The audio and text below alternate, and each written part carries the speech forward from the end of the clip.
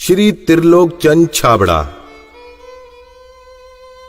यह मेरे भारत की छोटी सी एक झांकी है। अभी तो जमीन में नींव भरी है, शीश महल तो बाकी है।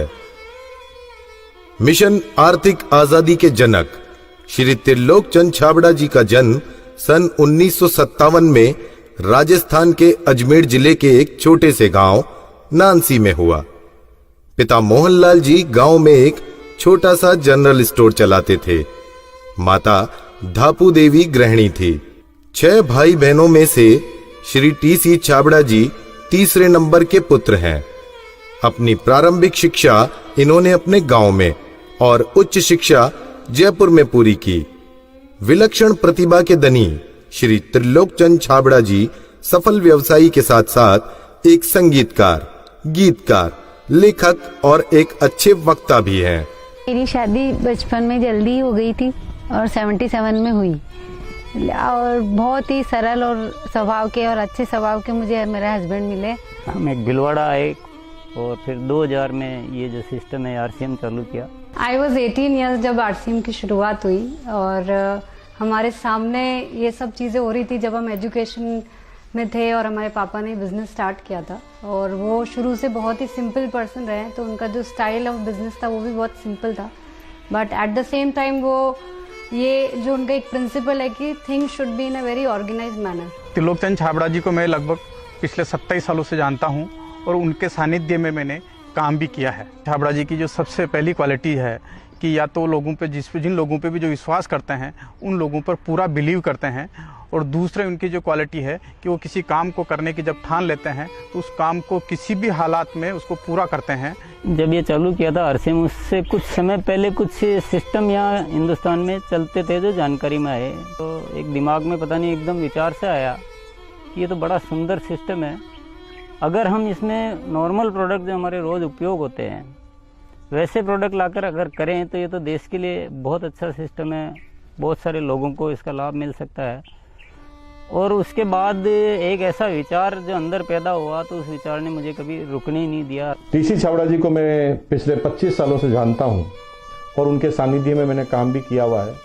टी.सी. छाबड़ा जी की सबसे बड़ी क्वालिटी है उनके लिए काम होता है। काम छोटा और बड़ा नहीं होता, वो हर काम को उतनी ही सीरियसनेस से करते हैं, चाहे वो काम छोटा हो चाहे बड़ा हो। मुझे याद है जब आरसीएम की सबसे पहली मीटिंग हुई थी, एकदम फर्स्ट मीटिंग, मैं उस मीटिंग में प्रेजेंट थी और वो एक पेड़ के नीचे बाहर मीटिंग हुई थी जहाँ पे मुश्किल से शायद 20 लोग बैठे होंगे। क्या मालूम, इनसे पहली बार मिलते ही मुझे लगा कि कुछ विशेष व्यक्ति है जो बोल दिया एक बार फिर वो याद है, वो एक कंप्यूटराइज काम हो गया। मेरी एक नेचर है कि मुझे अगर कोई चीज़ अच्छे से समझ में आ गई, मैं कन्विंस हूँ कि हाँ ये ज़िंदगी में सही है या ये काम सही है, तो मैं फिर किसी के रोके रुकता नहीं हूँ। तो आरसीएम की भी यही कहानी है। शुरू में सबने मना किया, परिवार वालों ने भी मना किया, दोस्तों ने भी मना किया, बहुत सारी चीज़ें भी हुई, लेकिन मैं कन्विंस था, मुझे समझ में आ गया था कि ये सिस्टम है, इसको देश को इसकी ज़रूरत है, आम आदमी की ज़रूरत है। वो हमेशा एक ही चीज़ बोलते हैं लाइफ में कि चाहे दुनिया कहीं पे भी कुछ भी कर रही हो, चाहे पूरी दुनिया भी अगर वो चीज़ कर रही है और अगर वो गलत है तो हमको उसका साथ नहीं देना चाहिए, हमको हमेशा सही चीज़ ही करनी चाहिए। जो उन्होंने अपने जबान से कहा उसको उन्होंने पूरा किया।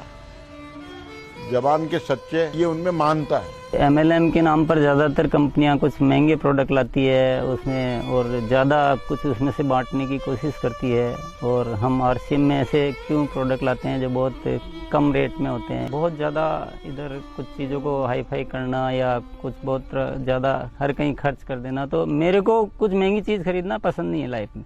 तो मेरे को जो पसंद नहीं है मैं बेच कैसे सकता हूँ। हमारे हिंदुस्तान का मिशन मंगल इसका एक बहुत बढ़िया उदाहरण है कि उन्होंने उस पर्टिकुलर बजट में उनको बनाने की सोचा तो उन्होंने वो चीज़ बना कर दी। ये कोई भी वादा करते हैं वो पूरा करते हैं और इन्होंने जो सोच लिया कि मुझे ये काम करना है वो करके रहते हैं, और इन्होंने जो भी सोचा ईमानदारी से कर रहे हैं पूरा।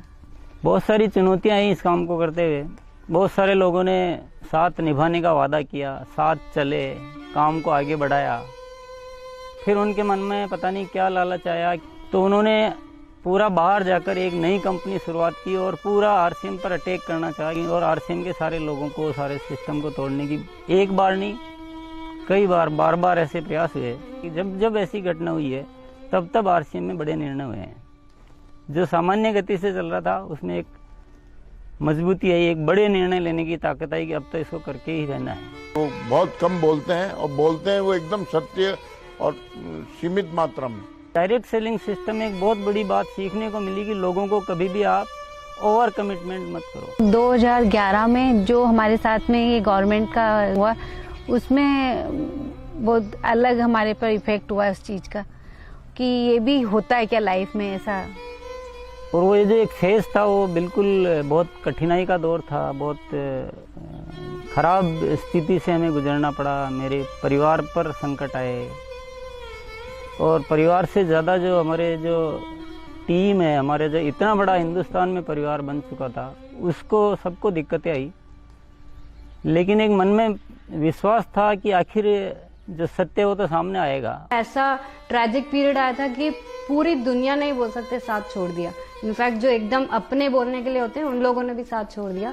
लेकिन पापा की वो जो हिम्मत थी और जब भी हमने उसके बाद या उस दौरान जब भी हमको मौका मिला उनसे बात करने का, उन्होंने एक ही चीज़ बस हमको बोली थी कि सब कुछ ठीक होगा क्योंकि हमने कुछ गलत नहीं किया किसी के साथ। हमारे जो आरसीएम परिवार है उनका इतना विश्वास था कि उन्होंने 1 साल इंतजार किया और पूरा डटे रहे।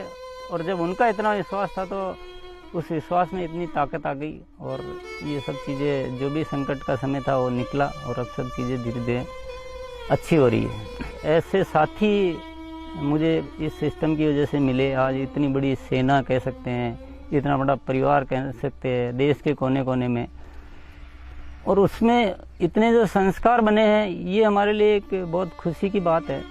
इतना बड़ा व्यापार उद्योग धंधा होने के बावजूद, इतनी बड़ा साम्राज्य होने के बाद भी उनमें तनिक भर भी अहंकार या पैसा होने का घमंड दिखलाई नहीं देता है। ये उनकी सादगी और उनकी महानता को दर्शाता है।